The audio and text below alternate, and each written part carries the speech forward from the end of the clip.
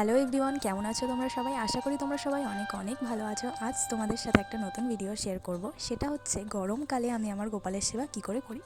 বলতে গেলে বেশ ভালোই গরম পড়ে গেছে, আর এই গরমের সময় দুপুরের সেবাটা তোমাদের সাথে শেয়ার করতেই হয়। আশা করি তোমাদের অনেক হেল্প হবে, তো চলো দেখতে থাকো। তো এই গাছের ফুলটা তোমাদের সাথে প্রথমে একবার দেখাই। দেখো, 3টে জবা একই ডালে মানে এত সুন্দরভাবে ফুটেছে, তো এটা তোমাদের সাথে একটু শেয়ার করলাম। আর বাড়ির ফুলগুলোকে আজকে ভাবলাম তোমাদেরকে একটু দেখাই। এই দেখো, এটা হচ্ছে হাজারি গোলাপ, আর এখানে না অনেক কড়িও রয়েছে। যখন গাছটা ভর্তি করে ফুল ফুটবে তোমাদের সাথে অবশ্যই শেয়ার করব।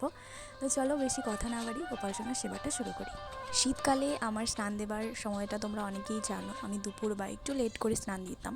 কিন্তু এখন যেহেতু গরমকাল, সেই জন্য আমি সকালে যখন পুজোটা দিই তখনই একেবারে স্নানটা সেরে নিই। অনেক সময় টাইমটা একটু গন্ডগোল হয়েই যায়। আর এখন যেহেতু গরমকাল, সেই জন্য আমি যে স্নানের জলটা ব্যবহার করব তাতে একটুখানি চন্দন মিশিয়ে নেব। এই চন্দনটা, এই অরেঞ্জ কালারের দেখতে চন্দনটা তোমরা অনেক জায়গায় কিনতে পারবে। তোমরা অনলাইনেও পারচেস করতে পারো এবং তোমরা নর্মাল লোকাল মার্কেটেও কিন্তু পেয়ে যাবে। আর চন্দন তোমাদের বলে রাখি, চন্দন ঠান্ডা হয়, সেই জন্য গরমকালে গোপালের স্নানের জলে মিশিয়ে কিন্তু গোপালকে স্নান করানো উচিত এই সময়টা।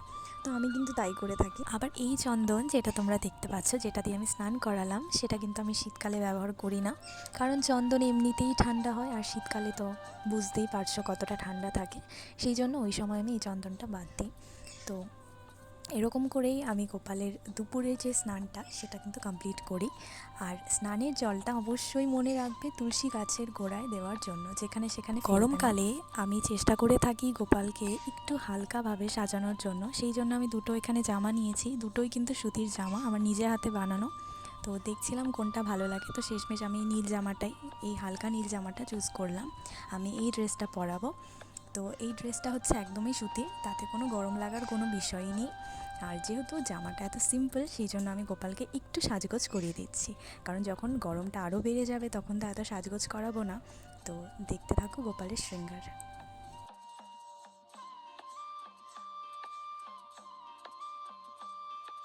গোপালের হাতে যেহেতু অলরেডি রূপোর চুড়ি দুটো রয়েছে, সেই জন্য আমি আর ওকে অন্য চুড়ি দিচ্ছি না। ওর পাশ বালিশগুলো ওর সাইডে সাইডে রেখে দিয়েছি। আর আজ পুরো গাছ ভর্তি ভর্তি করে ফুল ফুটেছে, বেশিরভাগটাই জবা ফুল। আমাদের বাড়িতে বেশিরভাগ জবা ফুল দিয়েই ভর্তি। আর হ্যাঁ, সাদা ফুলেরও দুটো গাছ আছে এবং বাদ বাকি গাছ গোলাপ গাছ। তো এই হচ্ছে ব্যাপার। যাই হোক, তো গোপালকে আমি বেশিরভাগ কিন্তু সাদা ফুলগুলো দিয়েই পুজো দিই। আর হ্যাঁ, জবা ফুল খুব কমই দিই, খুব কমই আমি ব্যবহার করি গোপালের পুজোতে বা গোপালের সেবাতে জবা ফুল। আর শীতকালে যখন জবা ফুল ছিল না বা অন্যান্য ফুল ছিল না, তখন কিন্তু আমি গাঁদা ফুলগুলো দিয়েও পুজো দিতাম। তো এই সময় যেহেতু গাঁদা ফুল পাওয়া যায় না, হ্যাঁ মাঝে মাঝে যখন ইচ্ছে করে তখন কিনে আনি বাজার থেকে, কিনে আনা হয়, বা অনেক সময় বাড়ির সামনেও অনেকে এসে ফুল দিয়ে যায়। আর তোমরা যেহেতু জানো যে লং ভিডিওস অনেক একটু বেশি সময় ধরে করতে হয়, আর সেটাকে একটু এডিটিংয়ের ব্যাপার থাকে, ভয়েস ওভারের ব্যাপার থাকে, তো সেই জন্য কিন্তু এটাতে একটু অসুবিধা হয়ে যায়। আর শর্টস ভিডিওসের ব্যাপারটা টোটালি আলাদা, সেখানে কিন্তু দু একটা শর্টস আমি রেগুলার আপলোড করতেই পারি, সেখানে সময় কম লাগে। তো আমি এদিকে ভোগ নিবেদন করে দিয়েছি। আর তোমরা হয়তো ভাবতে পারো ভোগ নিবেদন করে গোপালের মুখে কেন তুলে দিচ্ছি। আসলে আমি প্রথম থেকেই এটা করেছি, তোমরা দেখবে অনেকেই এটা করে থাকে।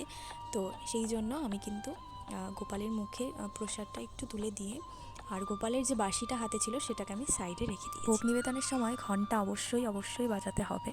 যাই হোক, আজকের ভিডিওটা তোমাদের জন্য এই পর্যন্তই থাকলো। আশা করছি অনেক হেল্পফুল হবে ভিডিওটা। চলো দেখা হচ্ছে তোমাদের সাথে নেক্সট ভিডিওতে। ততদিন তোমরা সবাই ভালো থেকো, সুস্থ থেকো। রাধে রাধে।